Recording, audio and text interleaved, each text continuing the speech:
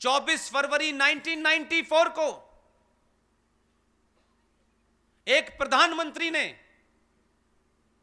जिसका संघ से कोई लेना देना नहीं था, बीजेपी जनसंघ से भी कोई लेना देना नहीं था, इसलिए मैं कहता हूं, कहीं भी बैठ करके राष्ट्र के प्रति अगर आपकी निष्ठा है तो आप कुछ भी कर सकते हैं।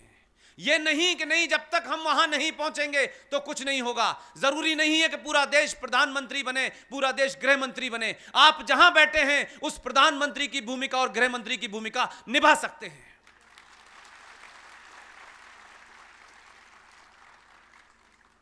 चौबीस फरवरी 1994 को भारत की पार्लियामेंट में एक ज्वाइंट सेशन बुलाया गया। कांग्रेस के प्रधानमंत्री थे, आधुनिक भारत के, मैं उनको चाणक्य मानता हूं। सार्वजनिक तौर पे कहते थे कि पंडित अटल बिहारी वाजपेयी मेरे गुरु हैं। उन्होंने एक प्रस्ताव पारित करा, लोग हंसते थे, वो मेरे सामने की घटना है। लोग हंसते थे, कैसे बेवकूफ टाइप की बातें हो रही हैं इस देश में, ये शेख चिल्लियों टाइप की हम बातें करते हैं। इसलिए ध्यान रखिएगा, इतिहास में जिनको ज्यादा गाली पड़ती हैं वही बड़ा काम करके जाते हैं।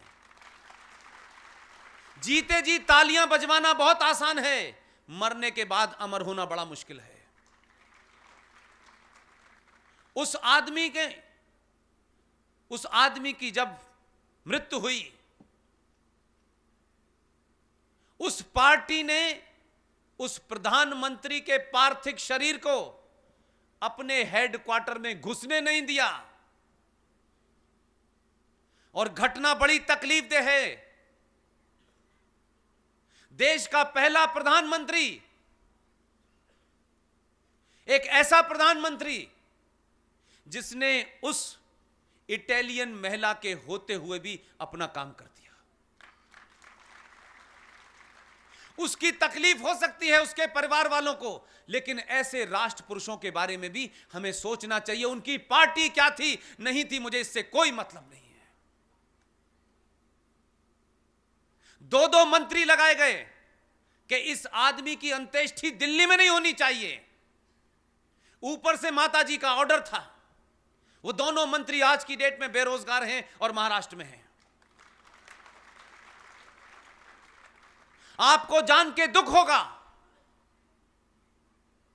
जिस तरीके से अंत्येष्टि की गई, सत्ता के लालची लोगों ने, हमारे समाज के लोग ऐसे भी थे।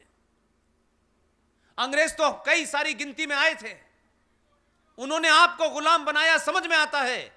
यहां तो एक महिला की चाटुकारिता करने में आपने इस देश के आधुनिक चारण की, जब उनका दाह संस्कार किया गया, उनकी बॉडी पूरी जल भी नहीं पाई, कुत्तों ने खाई। इस देश की आत्मा नहीं जागी, क्योंकि हम राजनीति में इतने बटे हुए थे कि कौन बड़ा काम करके गया है उसकी भी हमने भ्रम नहीं रखा। उसकी अधजली बॉडी को कुत्तों ने खाया।